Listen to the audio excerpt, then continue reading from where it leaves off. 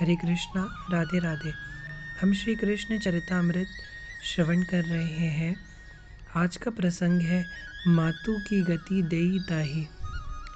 लाला कहाँ है? एकाएक चीखी ब्रजरानी।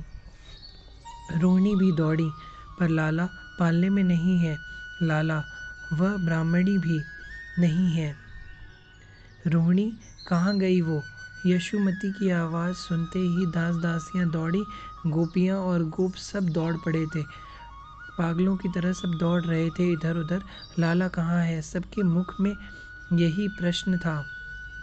गोपियाँ ब्रजरानी को सांत्वना दे रही थीं। आप शांत होइए, पहले बताइए कौन आया था आपके महल में? पंडितानी कह रही थी वह अपने आप को मथुरा से आई हूँ बता रही थी। दूध लेने रोहिणी गई, फिर मुझे कहा उसने कि मैं छाछ लूँगी। मुझे क्या पता था कि ऐसा हो जाएगा। मैं क्यों गई, हे भगवान। घबराहट बढ़ती जा रही थी ब्रजरानी की। नेत्रों से अश्रु गिरने लगे थे। आप ऐसे किसी पर कैसे विश्वास कर सकती हैं? कहने के लिए गोपियाँ ये भी कह रही थीं, अरे मुझे क्या पता था। सुनो, उधर देखो, शायद उधर मेरा लाला हो। सब दासियाँ यशोमती जिधर कह रही थी उधर देखने लगी। उधर क्या हुआ था? पूतना ने क्या किया कन्हैया के साथ?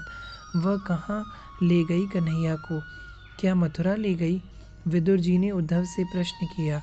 नहीं तात विदुर जी, मथुरा कहाँ ले जाती। वो तो अच्छे से चुंगल में फंस चुकी थी कन्हैया के।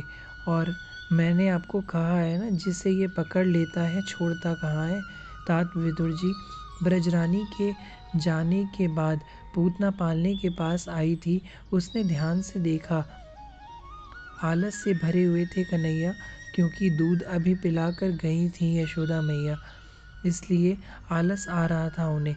पूतना ने इधर उधर देखा और झट से उठा लिया था कन्हैया को। अस्फुटित दो कमल कली के समान उनके गोल गोल से रसीले होठ बंद थे। वो कुछ देर तो उन अधरों को देखते रही, पर फिर उसने सोचा समय को इस तरह बिताना उचित नहीं है। कोई आ गया तो, यशोदा ही आ गई तो। तुरंत उसने अपना वक्ष खोला और स्तन कन्हैया के मुख में दिया। मुख बंद थे, कन्हैया खोल नहीं रहे थे क्योंकि उनका पेट भरा हुआ था, पर जबरदस्ती पूतना ने अपना स्तन कन्हैया के मुख में दे दिया। अब दे दिया, इस पर कन्हैया को गुस्सा आया। दांत अभी निकले नहीं हैं, होठ से ही पान करने लगे स्तन को। पूतना हंस पड़ी।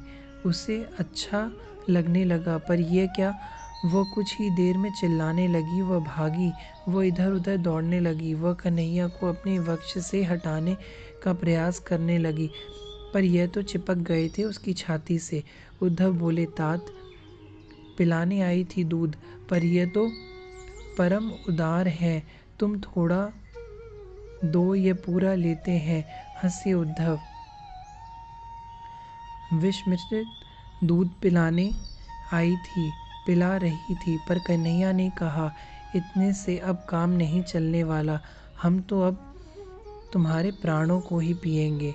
वो भागने लगी, वह छटपटाने लगी। उसका वह सौंदर्य सब खत्म हो रहा था। वह राक्षसी रूप में आने लगी थी। हाँ तात विदुर जी, पूतना ने एक बार सोचा कि इस बालक को ऐसे ही लेकर मथुरा जाऊं।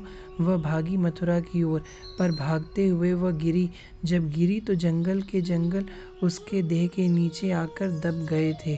उसका भयानक रूप वापस आ गया था, पर कन्हैया बड़े प्रेम से स्तनपान करते रहे।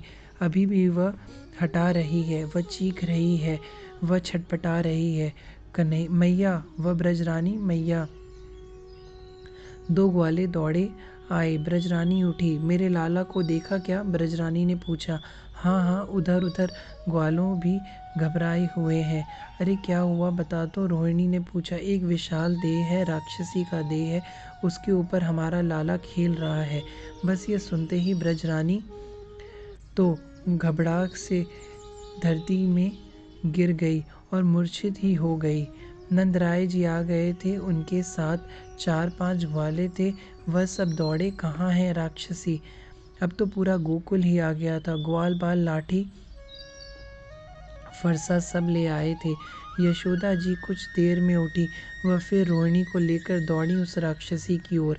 ग्वाल बाल ने देखा, विशाल देह है, पड़ा हुआ है, उसके ऊपर लाला खेल रहा है। सबसे पहले तो ग्वालों ने देखा पूतना मर चुकी थी, फिर उसके देह में चढ़कर लाला को उठा लाए, यशोदा की गोद में लाकर दिया। यशोदा जी ने देखा, सबसे पहले लाला के नाक में हाथ रखा। सांस चल रही है ना लाला की, पर यह रो क्यों रही है। मैया घबरा गई।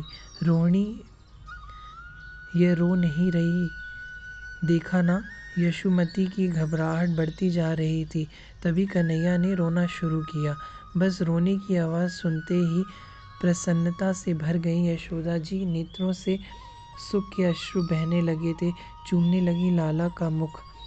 पर उसी समय क्रोध से भर गए थे ग्वाल। फरसा लिया और पूतना के अंगों को काटने लगे। हाथ काट दिए, पैर काट दिए और सब ने मिलकर सूखी लकड़ियां पूतना के ऊपर डाल आग लगा दी। प्रताप विदुर जी सब आश्चर्य से देख रहे थे उस दृश्य को कि पूतना के देह से एक सुगंध प्रकट हुआ। दिव्य सुगंध पूरे वातावरण को सुगंध से भर गया। उसने किसी को कुछ समझ नहीं आ रहा था कि ये दिव्य गंध इस राक्षसी के देह से क्यों। हाँ, ऐसा क्यों, उद्धव विदुर जी से प्रश्न किए। तात, चंदन वृक्ष को काटने वाली जो कुल्हाड़ी होती है ना, चंदन के प्रभाव से कुल्हाड़ी में भी सुगंध आ जाती है। तात, कन्हैया के दिव्य देह का इस राक्षसी से स्पर्श किया था, यह साधारण बात नहीं थी। इसे तो अपनी माता की गति दे दी थी कन्हैया ने।